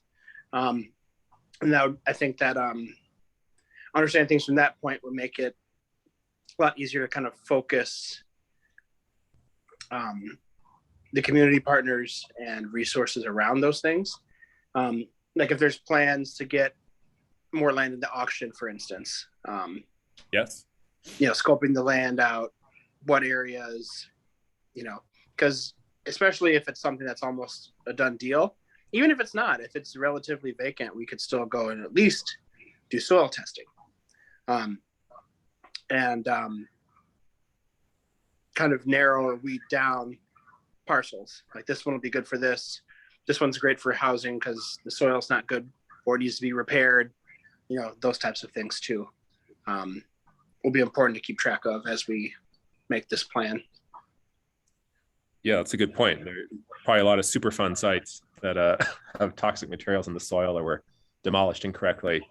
But for sure, we cannot get enough community input on that. Like, right now, Adrian and I entered the auction for the first time last September and October. Neither one of us bid on anything as far as I know. So that was kind of a toothless attempt. I think we got intimidated by the deed search process. But, it's on my calendar. I've reserved all of September and October to think about this as well. And those are, $1,000 houses, but we got to rehab them in 6 months. So it definitely will require all of our focus. And the thing that came up with Damien is that, sometimes these land bank houses, they come up and you have to act on them. You applied for them years ago, and then all of a sudden you're scrambling because you didn't allocate funds or you don't have a crew to work on them. And it's unfortunate. I think it was kind of a stressful situation when it came up now, and we can try and plan ahead for the auction. And it definitely helps if people tell us beforehand, like, this is a neighborhood or a land or a house that I would be interested in living at. And it's not just a free house. So to be clear, I've been working with this mortgage company, NACA, to qualify. And so we actually want people to qualify and to let them know there is a process and counseling and people to walk them through this 10-step process to build up a history of good payment. And then you have to pay it off. Then you have to keep working at your job. And but we want to form a cooperative with other home buyers, and all of us together will make it easier to sort of buy and renovate these homes instead of each of us doing it separately.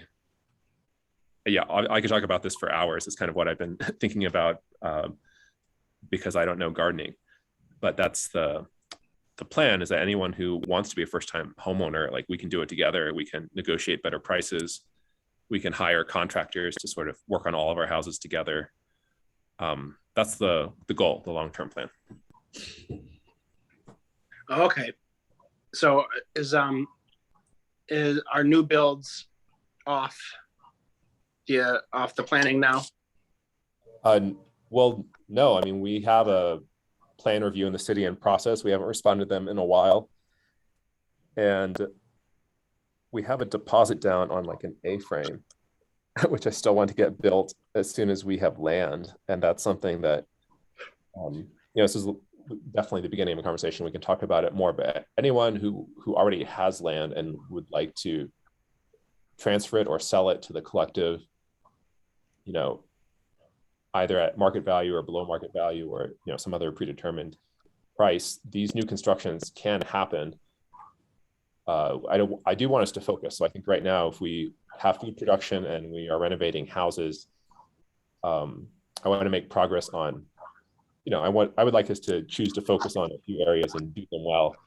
And if there's less excitement about new construction, I'm happy to put that on the back burner. If there's more excitement about new construction, I'm happy to resurrect them and bring them back. So yeah, please let me know, or ask people who are interested to let us know if they are interested in new construction, and we can focus on that as soon as we finish up the current house. That's awesome. Okay, so the idea now, the overarching idea is, as a collective, you would buy up homes, rehab them, create collective ownership or transfer to ownership to those folks that are part of the home buyers club, so to speak. Yeah, like we're relying on NACA a lot to pre-screen people and to provide counseling. And I mean, they're great. The founder is like a very rabid protester against predatory lending, and he's been doing this for decades. And they finally got Bank of America to bankroll them for billions of dollars. And so they're a rock, and we should use them to find qualified home buyers.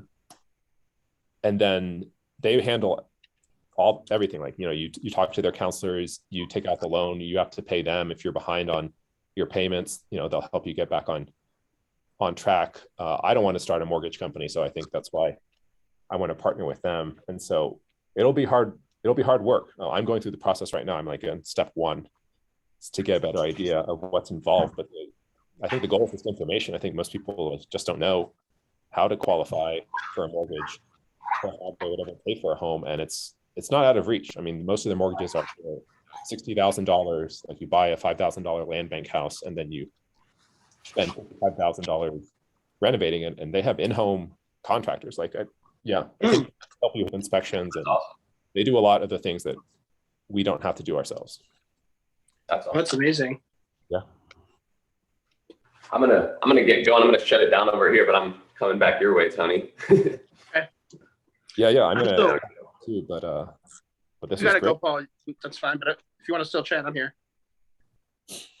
Yeah, there's a ton to think about. I do want to chat. Let's set up another time. Mhm. I think my brain is full. You exploded it with too much. The last thing I'll mention, which I've told Adrian about as well, it would be a good function of the nonprofit. Let me say it this way: if their nonprofit was multifaceted, but the city, especially after COVID, has bolstered a lot of their skilled work funding. Mm-hmm. So both to renew like permits and certifications for existing contractors, but also to train Detroiters to get into the skills trade, plumbing, electricians, all that type of stuff. I don't know how or where that might fit in the current plan, but I will I'll make a note to send those resources out just for you to look at, because it might be another really good idea and an easy way to garner funding to train the people, as well as have an automatic place to put them on each of these rehabs, or sometimes you can even get a house donated or paid for if it's going towards that type of job skills training purpose. Whoa, I need that kind of training. How to convince someone to donate a house. Oh yeah. Oh, it happened. I mean, did y'all ever look at Fits Forward? I'm just gonna make a note. Multiple people have mentioned it to me, and I definitely want to interview them more. This article, Adrian, that Nina wrote about us, Arcology and Outlier, they might mention Fits Forward as well, but they mentioned a lot of organizations who have done a lot of great work in affordable housing, and some of them have petered out or faded away. And I want to interview all of them and to know, what happened to them and what they would do differently and how we can learn. For the contractor thing, that totally fits within my vision. Like, a lot of people we hire off of the Facebook group, they need work. They're in the neighborhood, but they're not trained, they're not licensed and insured, and so the work they do is of uneven quality. And I think they would want to be licensed, but they don't know where to get started. And so if we can both help people to get licensed and trained and to hire them, that would be the best of all possible worlds. Yeah, Mm. definitely. I'm gonna mhm. head out right now, but you guys keep talking if you want. I'm probably just gotta get running. Yeah, Cool. no, thanks for coming, Adrian. I'll make some notes in that. And what I typed out too, I'll put in that folder. Yeah. Yeah, I'll send you those resources. Take a look. I'll do some research too. I used to know a lot of the folks that were involved with that side of home rehab and stuff like that. So I will start digging through my contacts and see who's there. A lot of things are coming to mind, like the Century Partners Group. They got a lot of funding. I don't know what they did or how they did it, but they got a tremendous amount of funding to rehab, I think, 100 homes in the Boston Edison area. Oh, yeah, that's a nice area. And I think they're still around, but folks like that, I'll start looking up. Yeah, please do. I mean, we need help even finishing the Northwestern house. I'm like kind of at a loss. I'm probably not even the best person to do it. I needed to find someone to finish it. So all connections are helpful. You know, Dame needs work done too. He's always looking for people who do good work. I think he's working licensed and trained as well. So okay. Yeah, I think we have the problem of too many good ideas to work on right now, which I would take any day over the other problems. Right. Huh. But what did you say? You said Damien. Okay. Well, he's working on his house, and he's always looking for people who do good work as well. He's the one who turned me on to the Facebook group, so I know there are a lot of people on there, and some of them do great work. Some of them are licensed, some of them are not licensed. And when we get mortgages, I think from NACA and these other places like MISTA, the Michigan State Housing and Development Authority, to use those loans to pay for rehab work and to pay all these great people, they have to be licensed, unfortunately. Like if you wanted something quick and dirty done and pay under the table, you hire someone off this Facebook group and you don't care if they're licensed, then you have to pay in cash usually. And you take your chances. They show up, you kind of size them up, whether they're going to do the work or cheat you. And then sometimes they block your number afterwards because they do the work and they don't want to hear from you again. Whereas, yeah. But I mean, that's like, Detroit heartbreak stories. I had my heart broken. Right. I broke some hearts other times. And it's, no, it's a whole other art. Adrian has been talking me through like how to get people to do work for you in Detroit. And he's pretty good at it. I tried it a few times. I think I would, if I hired licensed workers, I would require sort of less charisma and interpersonal skills. But maybe I should develop. Yeah, that's my feeling. Like you really have to know how to finesse the people, but then you get a good deal. I mean, if you had a single, and I mean, that's the thing, like it could be slowed down in terms of like, I mean, acquisitions are one thing and purchases are one thing, but it could be slowed down in the sense of like how quickly you develop them. And I know if you develop any sort of collaborative job skills training thing where people are getting hands-on experience for that, I mean, there's so much funding available for that type of stuff if we have the right vehicle to do that type of work. But yeah, that'll be a whole separate conversation, but there's a lot of synergistic things because I work with the Benevolent Society now, that church group up the street that Adrian does the mapping for. Oh yeah, awesome, that church. And they we were every new program that comes in, we have to inform people about it. And so there's back when they had rehabilitation funds for senior citizens available, there was a big push for organizations willing to hire people to be trained to do those repairs. There's going to be another round of that funding coming out this summer at some point. So those types of things, getting ahead of the curve on, I think will be very fortuitous for us. Yeah, no, occasionally I'll read articles about the city of Detroit investing, millions, tens of millions in these retraining programs, Yes. which sound great. And then I don't know how to hire those trainees or get in contact or ask them, like, are you interested in working on this house? So yeah, I don't know the next steps. It would be the Some of them structure. I don't know the structure, and some of them may still be getting started where like they also, it's new to them how to take on customers. Right. I think it's just all a matter of structure, like especially from state or federal funds. I think you just have to be a federally recognized. I think it has to be either a housing cooperative or a nonprofit. The nonprofit allows you to do more training and things and education and funding for like home buyers education and all that type of stuff. I don't know as much about cooperatives in that sense, but we'll figure that out. But the money's there for sure. The money's there. People are in need of training, and organizations need projects for people to work on. So I think all the pieces are there.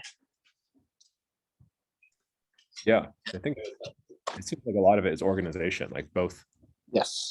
us getting organized, and there are people who would love to be part of an organization, and so I would love to be an organization that people are excited to be part of or have a platform.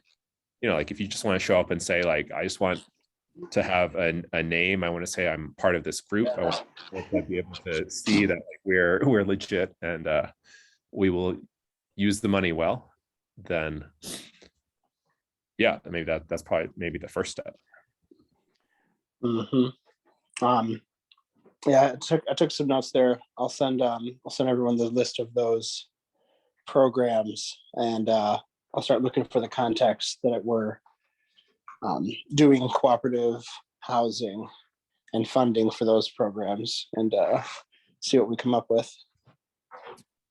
But it's exciting. Yeah, and I hear this where you're going this summer. That all sounds exciting. You were telling me about the what was that, Soul Garden or something? Soul Fire. Yep. Soul Fire Farm.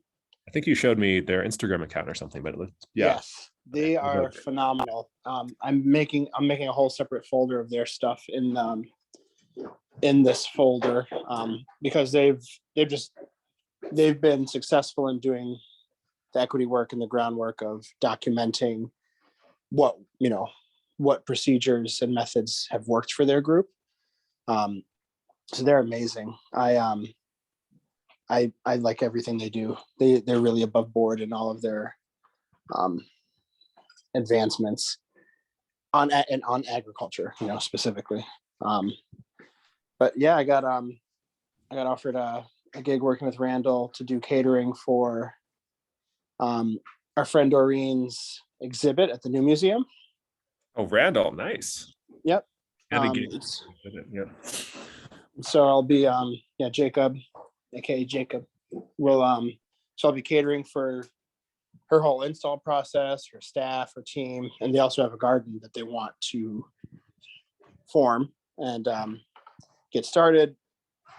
I have a friend I have to reach back out to named Everard, who would love everything y'all are doing. He's a consultant, but he's starting, I haven't been in touch with him since last year, but he's bringing a think tank to Detroit, which I think is called, it's something like the Illuminated Self or something like that. I'll find it. And he bought a big building in North End. I think it's a quadplex or something like that. And he wants to turn it into a think tank. There's 2 lots attached to that as well that he'd like to turn into a more, structured ag project with like a cafe or something attached. But he also has 2 acres of land at his house in Nyack, New York. And so he started developing a plan with Cornell and wants me to get on that too. And then in San Fran, I have some folks that work for some folks I'm trying to reconnect with called Tiny Farms. and they were developing like IoT sensor technology for automating cricket farms. Oh, And anyway.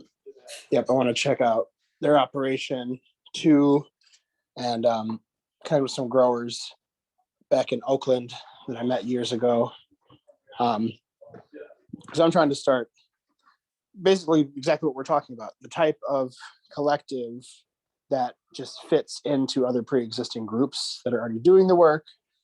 And really, I'm just focusing on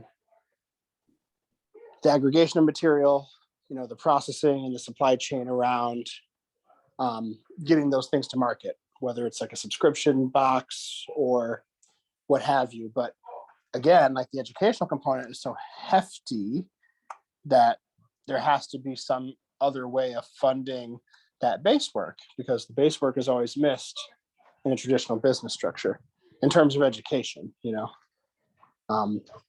So I'm just trying to figure out the same thing, how to do this more intentional, but yet informal network to work on things like mushrooms, algae, insects, herbalism products, without having to have the onus of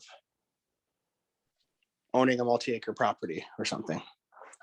Still interested in owning land, of course, here in the city, but I'm not interested in running a 7-acre farm by myself or anything of that nature.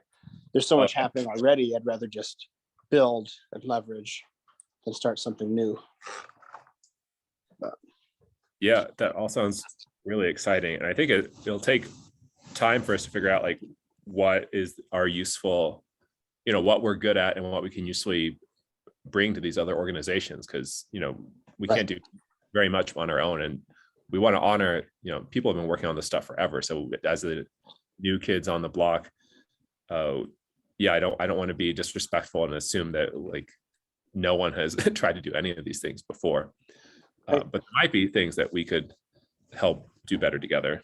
And in the tech, tech in all aspects, literacy, access, democratization, those things are definitely missing. People are working on things in really cool areas, but starting from the ground up on an alternative economic platform is totally novel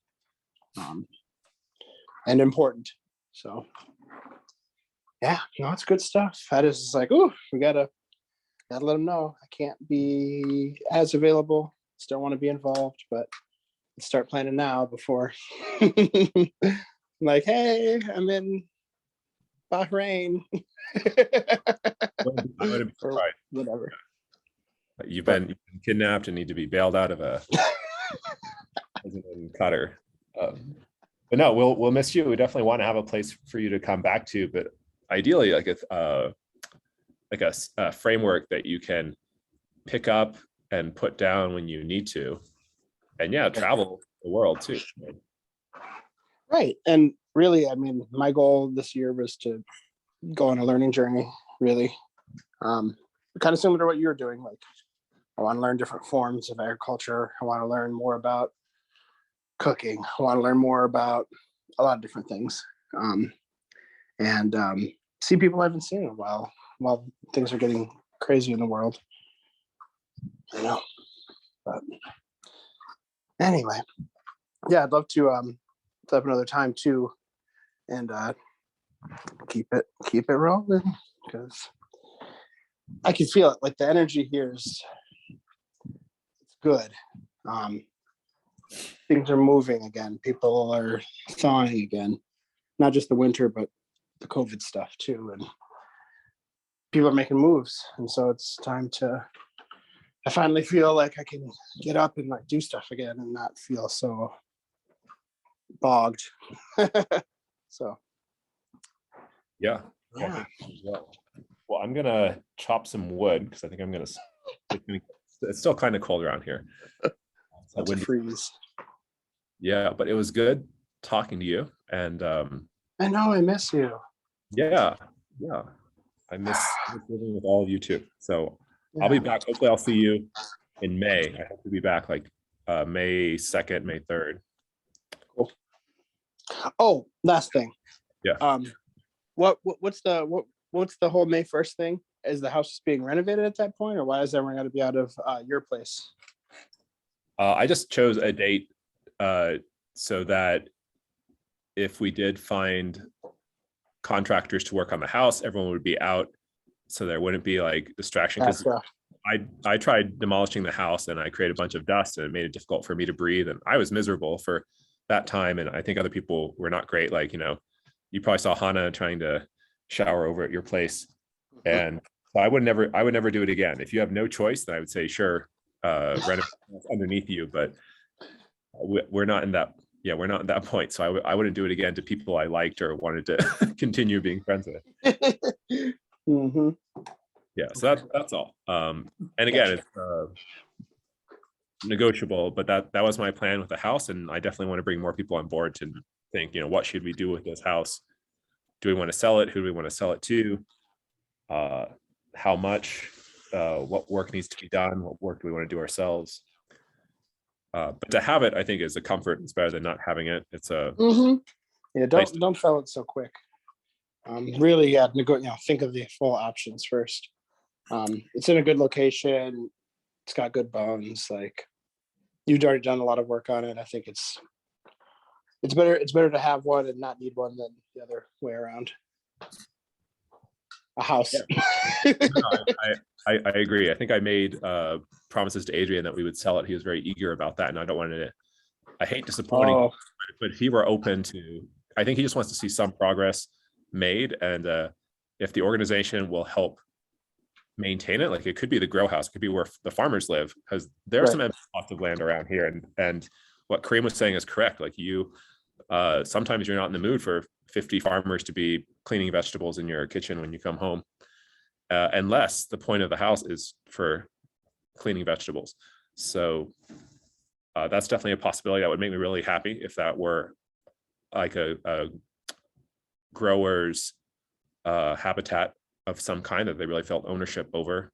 Oakland Avenue Urban Farm, like, Jerry, they have a great home office over there that I was like super jealous of. It's next to the greenhouse. It's a normal house, but it's like a farmhouse. Like, you go into it and it's the office, and there's a kitchen, and there's a whiteboard with like a work schedule, and people are always in and out.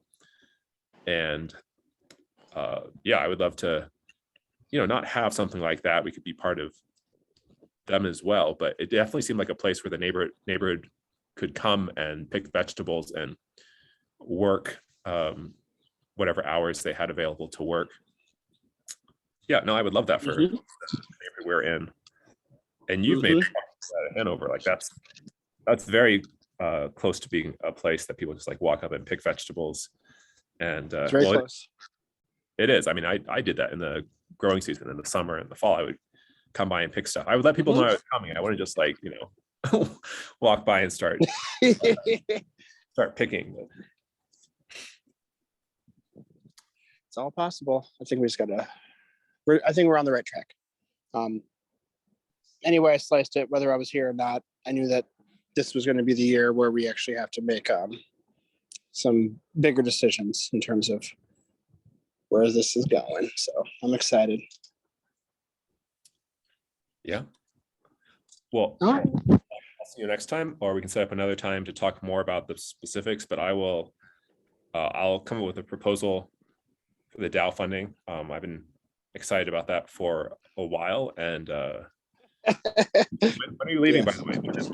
When are you planning on departing for adventure? I told my friend Garrett that you met that I would be to him by the 27th. That's my goal. So 2 weeks, but again, who knows? I told him the 27th. From today. What's that? 2 weeks from today. Yes. Oh, okay. So that's my idealized time frame. But again, things are, tentatively flexible. I'm supposed to be in New York at the end of April for 3 weeks. And then I'll be back here for movement time. And I don't have another destination immediately until October, which is for New Orleans. I wanted to go see my brother with my mom in Germany. Mm. We're kind of just playing that by ear at this point.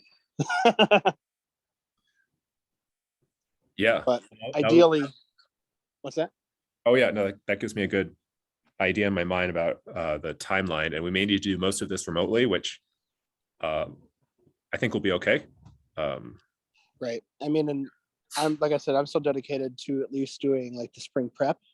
There's still compost to move, beds to clean out, that type of stuff. Getting seeds started, pruning, all of the maintenance stuff I'm dedicated to doing at the house here, at least getting it started and training whoever's around on the basics while working on that plan so that at the very least, they're ready to plant by the time I go. So I will start, I'll start charting all that out. Start charting all those things out, as well as compiling information for the website. Mhm. And we'll make a plan. Yeah, please do. And I'll start tracking hours too, just to keep on top of that. oh yeah, please do. I'll show you where Adrian and I have been keeping ours, and I'll for today I'll show you ours, and you can start a work log, and then Okay. find people that you think would be good farm directors in your absence. And I don't know if we can fund everything that we would like to at the level we would like to, but we do want to start a backlog. We want to have a priority that's everyone has input on, like people from the community, so that if we can't get to it soon, it's definitely like we commit to getting to it later. Like people, wait their turn and they know that it's coming.